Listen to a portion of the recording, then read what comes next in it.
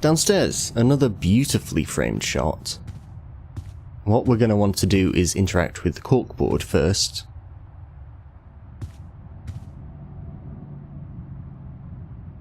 Be considerate. Keep the volume down after 11 p.m. Fiona. San Francisco. I'd love to go there someday. Someday soon, hopefully. Pizza and movie night, Monday, July 31st. BYOS. BYO what? Soap? Look, it's Monkey Boy! Look, it's Monkey Boy! Okay. Annual summer blowout at the Fringe Cafe, Friday, August 4th, 8 p.m. Free food. Live performances by Royne Dale. Harlequin Masquerade. The Go-Getters. Tickets available at the bar. $10 only. Spread the word.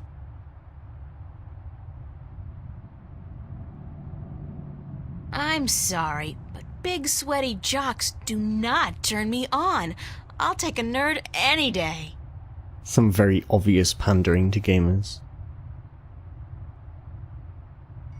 I can't tell what that note's saying as long as it's up there. Fiona's handwriting is not particularly legible.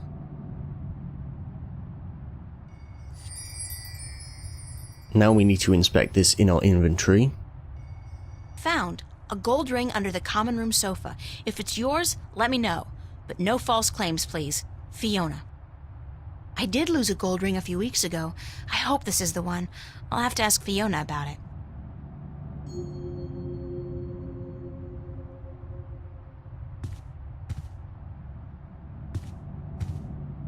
The omnipresent screen.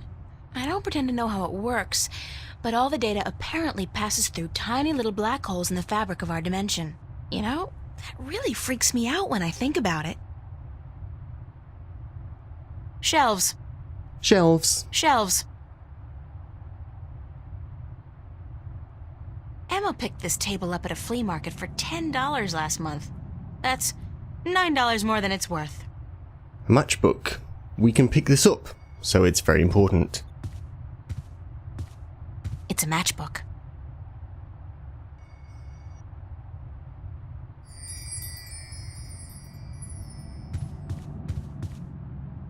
They really knew how to design tacky furniture back in the late 22nd century. We have a nice view of the bridges from this window. That's Fiona, my landlady. She's all right.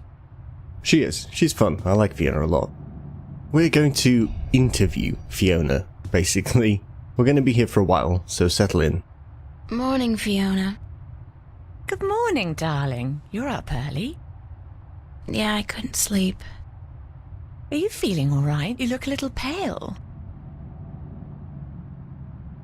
I had a bad nightmare.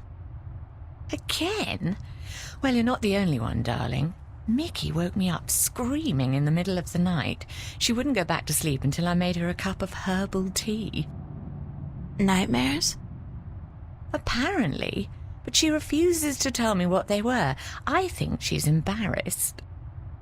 That doesn't sound like Mickey. I know, darling. Don't tell her I said so, but I've never seen her so agitated in my life. She scared the hell out of me. I don't know why I have nightmares. I guess they could be stress-related. After all, the exhibition's right around the corner. Oh, yes, the school exhibition. How's that going? God, don't ask. I have no idea how I'm going to finish my painting on time. I haven't felt inspired in ages. I think you work too hard, darling. You need to relax once in a while. Live. Enjoy your youth. There's inspiration to be found in hedonism, you know. No, I don't know, but apparently you do. I'm an authority on the subject, darling. Ask Mickey. She'll tell you I don't lift a finger around the place unless I absolutely have to. Where's everybody this morning? Mickey's tied up in the basement. Mind you, she's not literally tied up, of course, although that is a tempting thought. Are you getting into your sexual fantasies here, Fiona? Because it's a little too early in the morning for that, don't you think? Sorry, I just can't help myself. Anyway, the plumbing is... You probably noticed when you took a shower, yeah? There's no hot water. So Mickey's working on that. Getting knee-deep in putrid canal water is her job, thank God. What about Charlie? He up yet? No, he's still sleeping, and Emma just went to bed. I saw her come in when I was making breakfast. Do you know who she's seeing now? I don't know. Some guy? Those lads I see her with, darling. She's too good for those arseholes. I wish she'd find herself a man who'd treat her right for once. She hasn't had much luck with love, no? She's a magnet for creeps, and she's so pretty. They prey on her, you know, bastards. I've tried to talk to her about it, but Emma's impulsive. She doesn't listen. She's just as headstrong as you and me, darling, but I'm sure she'll be all right. She's smart and resourceful, and not afraid to speak up for herself. Shouldn't you be outside enjoying the good weather? You joking? Bollocks to that. I'll stay inside until September, thank you very much. It's too bloody hot. Can I ask you a few questions? Why, certainly, darling. About what?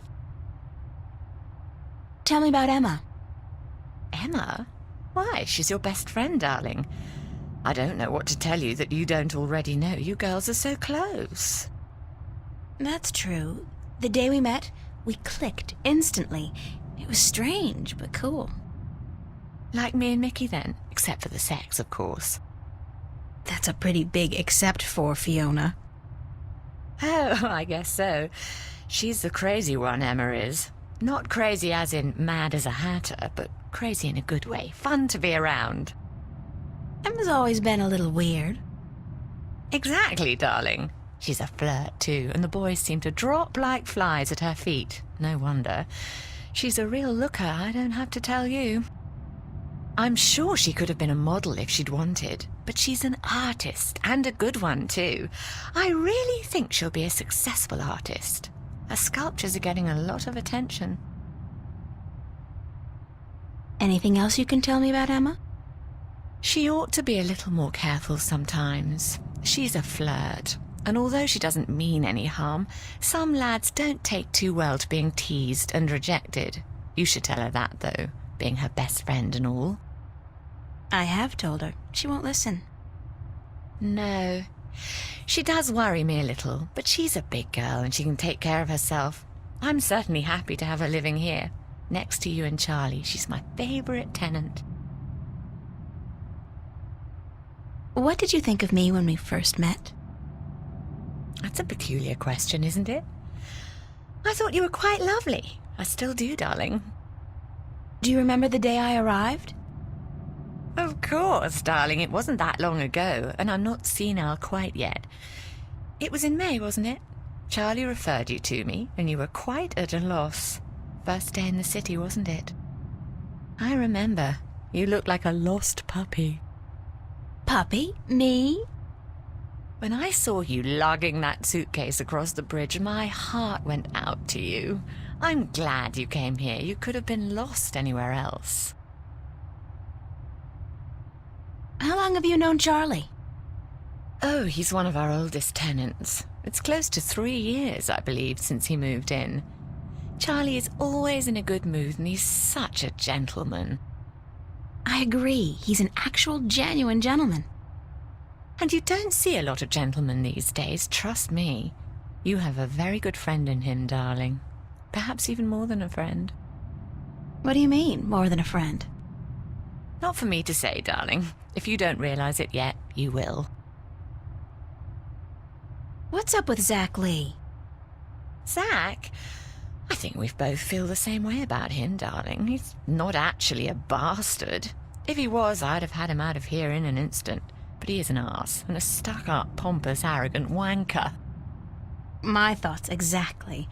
Aside from that wanker bit. Still, he pays his rent on time and he doesn't make a lot of noise. He keeps to himself. And most importantly, he's shit scared of me, so I can't just kick him out. Tell me a little bit about yourself, Fiona. Me? Why? It's not much to say, darling. I love my job, I love Venice, and I love being with Mickey. I'm a happy girl.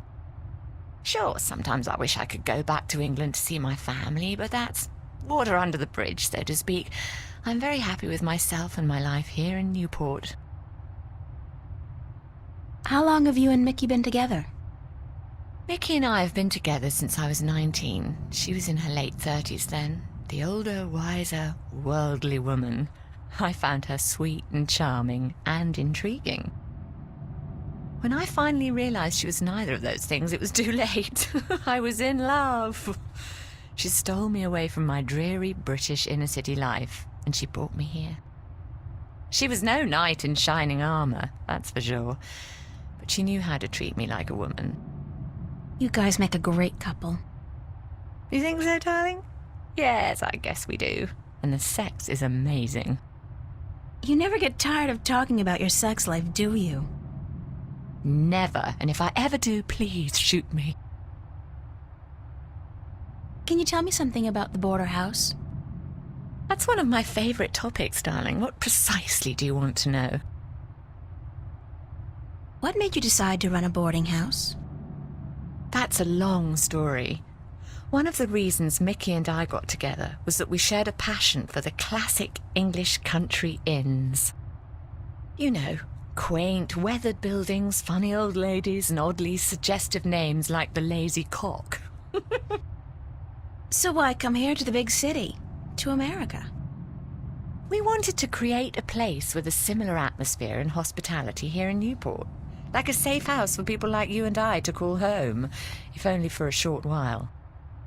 So we discussed different options for a few months, and then we decided we wanted to start a boarding house for young, penniless students and artists. You decided you wanted to do that here in Venice? We knew that Venice was the place for us long before we came here, but the hard part was finding a building cheap enough. And this building was available? Not at first. Like most of the buildings in Venice, this one used to be a factory, but when we first looked at it, a local company was planning to turn it into a bar and nightclub. It was so perfect for our purposes, though, that we appealed to the Venice Borough Council, and after outlining our plans, they gave us the go-ahead at a reduced price, provided we kept our promises regarding our tenants. What inspired the name Border House? That came quite naturally when we saw the place. It's on the border between two worlds, isn't it? Between Venice and the city itself. And at the same time, I also believe we're on the border between two more abstract worlds.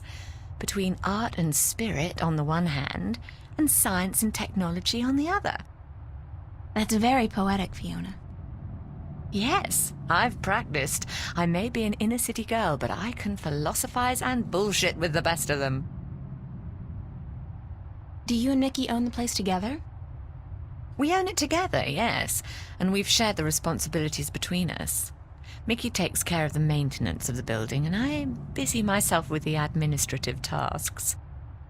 I also take care of the day-to-day management of our tenants, like deciding whether or not to let someone rent a room. And, of course, the unpleasant business of booting someone out. I thought you enjoyed that part. Yes, all right. In some cases I do, but not always. It can get quite messy. Thanks for the information. I'm glad I could help you out, darling. What can you tell me about Venice? I don't really know much about the history of Venice. You should really ask someone with an interest in local affairs.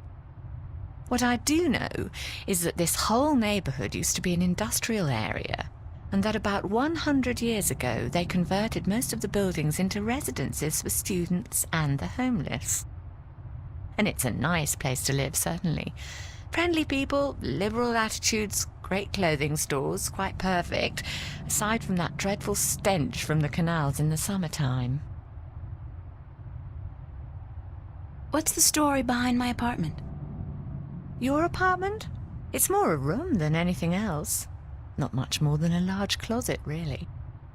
It's not that small. It's one of our smallest rooms, but it's cheap and it's on a nice floor. I hope you're happy there. I like it. It's convenient, and it's got an interesting view. That's nice to hear, darling. As for the story behind it, no, unexplained deaths or hidden pirate treasures, I'm afraid. Just a long string of students on a tight budget.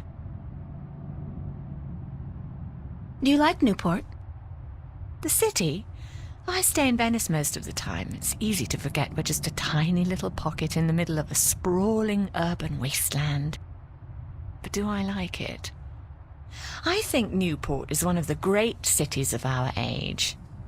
Love it or hate it, you can't argue with that. And which one is it? Love or hate? I haven't decided yet, darling. Ask me again in another 15 years. Perhaps I'll have an answer then. I don't have any more questions right now. Don't hesitate asking if there's something else you want to know. I'd better get going. Off to school. Yeah, there are no more classes this semester, but I have to finish my painting by next Thursday. For what it's worth, darling, good luck. And don't work too hard, all right?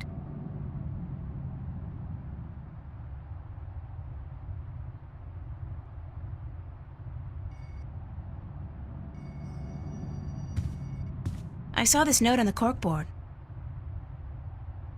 I think the ring might belong to me. I'm sorry I have to ask, but could you describe the ring? Sure thing. It says Sweet 16.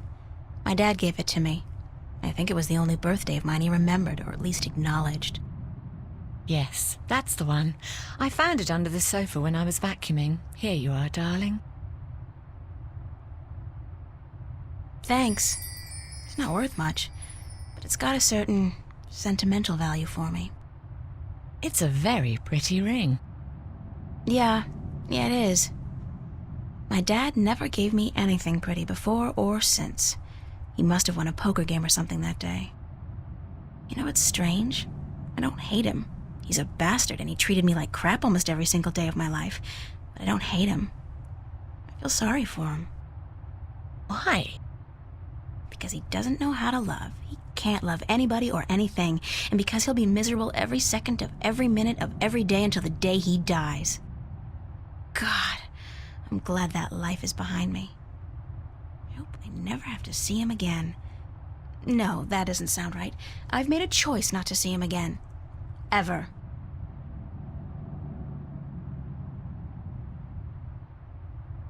Dad gave me this gold ring on my 16th birthday. It's a matchbook from the Fringe Cafe. It's a pushpin.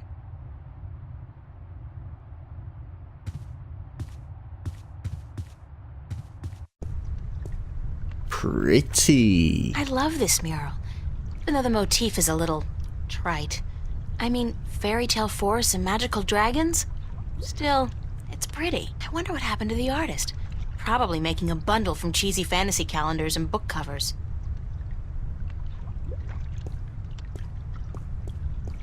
Hey, wow! I can see right into the common room. That's amazing. That's Cortez. He sits in the same spot almost every day. I hate to admit it, he scares me a little. So that's Cortez. We're going to speak to him. First, though, we're going to go over here. There's a strange machine that we need to fix. I recommend you save before doing this.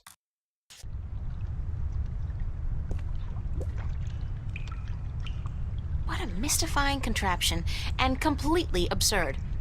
What are all these valves and wheels and thingamajigs for? What grand purpose does it all serve? So there's a valve over here. It's pretty easy to miss that you can actually interact with it. It's only the very top of it. It's a pressure valve. But it's important. We need to use this. Nada. Nothing. We can't do anything with these things yet. It's a rusty old wheel. I'd imagine it turns the water on and off. It won't budge. The pressure's probably too high. The water tank's full. I'd guess that's a pressure gauge. It's at 100. That's percent, I guess. 100% pressure? That's probably Mickey's handiwork. She's the tool gal around these here parts. I wonder why she put the clamp there, though. I wonder why. Oh, I guess that's why. Oh. It seems the clamp served a purpose after all. What a surprise. So here we've got these electronics. This is what we need to interact with, but we can't yet. It needs power. If you see up here, this cable is broken. We need to fix it. That cable's been ripped in two. The cables are too far apart to tie them back together. Looks like a big piece of cable was torn off. Now what we do have in our inventory is a metal ring. And this will conduct electricity. I hope it doesn't melt or anything. It's alive! Hooray! Now, we've got these two knobs here, the right screw and the left screw. Not sure why the right screw is on the left and the left one is on the right, but there you go. What we need to do is get these switches to all be horizontal. Now what you want to do is click the right screw 2 times, the left screw 2 times, right 1, left 3, right 1, and left 1. Then we need to turn the valve, turn the wheel,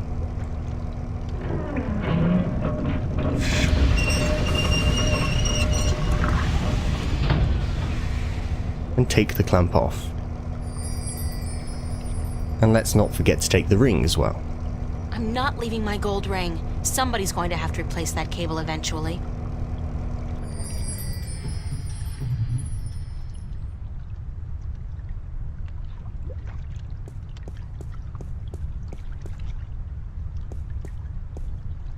Oye. Oye, señorita. Yes? How are you this morning, señorita bonita? Hot. I see. The summers in Newport are never pleasant. And it will get worse before it gets better. They say there's another heat wave headed our way. Yeah, so I heard. So, you gonna be alright? You don't look dressed for the weather. Si Dios quiere. Sunshine and pretty señoritas give an old man like me the blues. I like my days cold and rainy. In fact, I think I prefer the world to be in black and white. Like an old movie. Like all good movies. But tell me, señorita Ryan, how would you describe your perfect day? Cold and rainy like yours. Está bien. We are alike, you and I. But this heat is not why you are unhappy, no? You are troubled by nightmares. What? You are afraid of them. You even fear your dreams may be real. Who told you about my nightmares? No one. I can tell from looking into your eyes. I see the ghosts that haunt you. I don't know who you've been talking to, but from now on, stay the hell away from me in my personal life. No puedo, señorita Ryan. You have a destiny. Destiny? I don't care what you think. Just leave me alone. If you don't face them, I'm afraid your nightmares will continue. Soon they will appear to you even when you're awake. You need some serious help, you know that? We all do, April. That's the reason we are here, you and me. That's it. I don't have to listen to this. Perdóname. I've upset you. We didn't think you'd react this way. I hope we can talk again soon. I don't think so, no. Please, think about it. And señorita, cuidado. Be careful. Now what this has done is added a new entry to April's diary. If you go up to the settings menu, you can actually do a lot more than just change the settings. There's the save and load, the settings themselves. There's also this conversation log, where you can go back and view all of the dialogue so far that you've listened to during the game. And then April's diary, which is important. You're going to want to read through this as you go along. It gives you what April is thinking. It gives you guidance on what you should be doing next.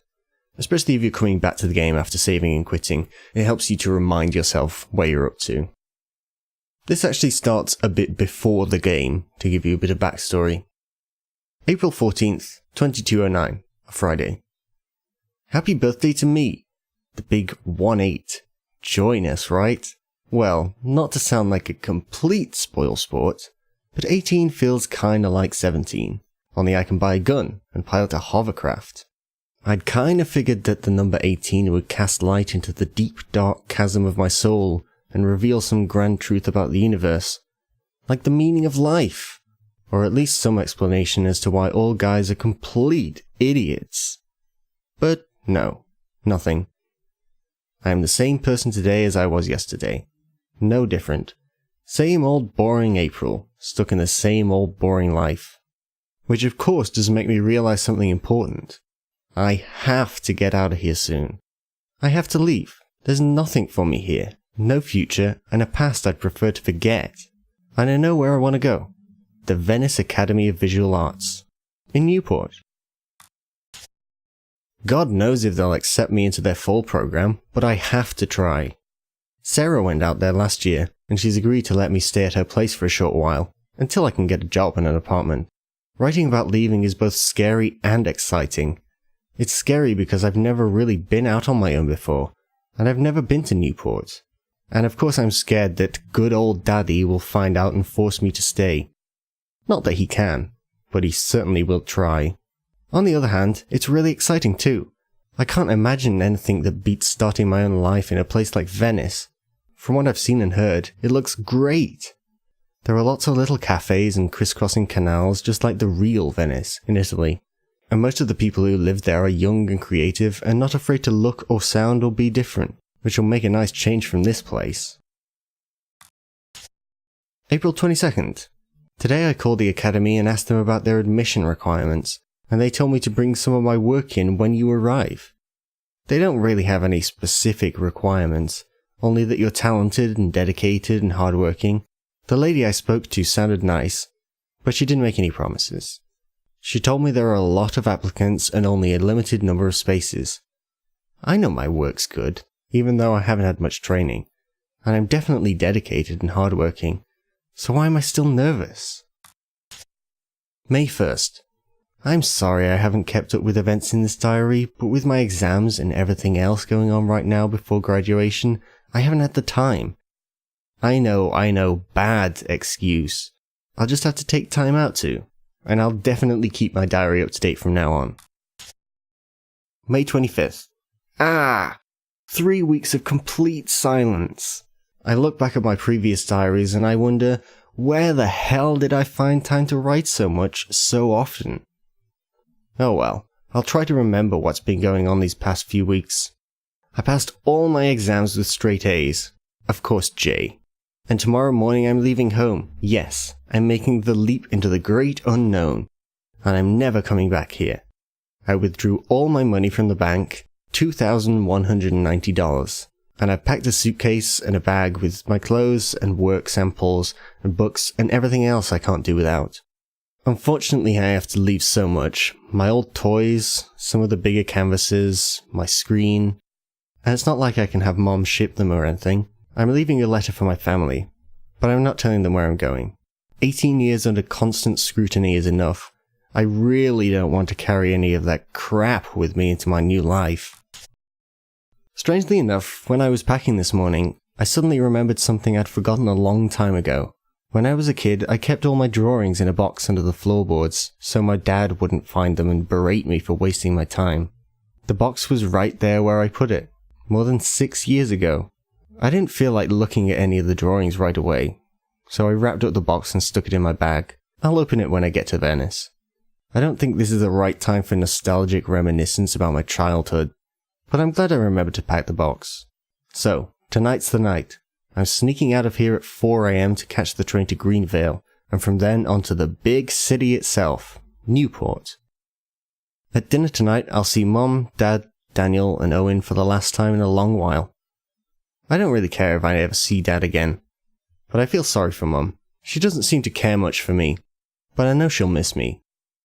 And I know she'll feel very guilty for turning a blind eye to the way he treated me throughout these years. As for Danny and Owen, I don't really know. Danny's an asshole. He could theoretically improve, though I doubt he wants to. As for Owen, he's still a kid. He might turn out okay, but as long as Dad's in control, I'm not too optimistic. I'm going to the pond tonight to say goodbye.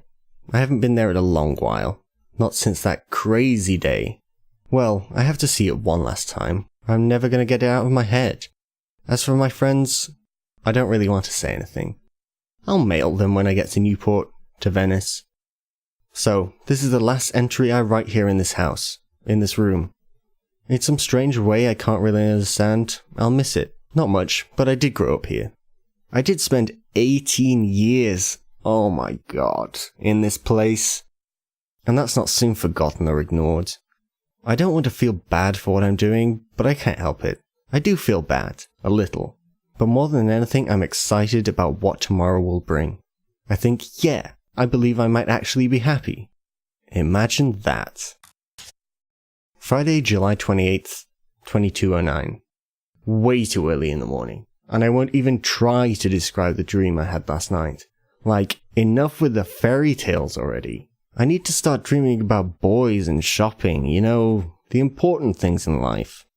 It just dawned on me that the student exhibition opens in less than 2 weeks.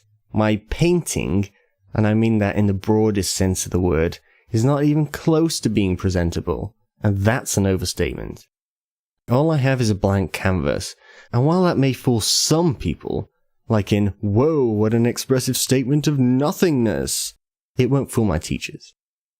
So today I have to put in a solid 6 hours of work at the studio, and just hope that inspiration will strike me like lightning from the sky.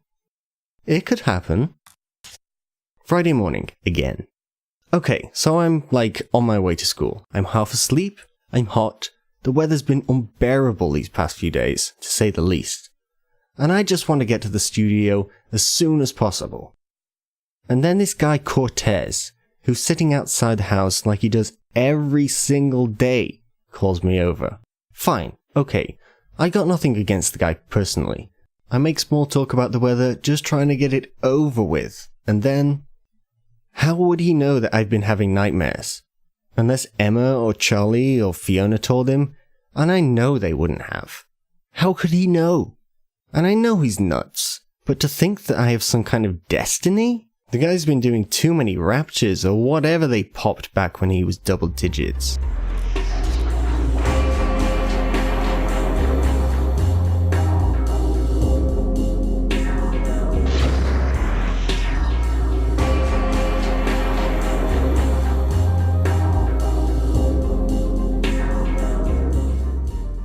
Soap?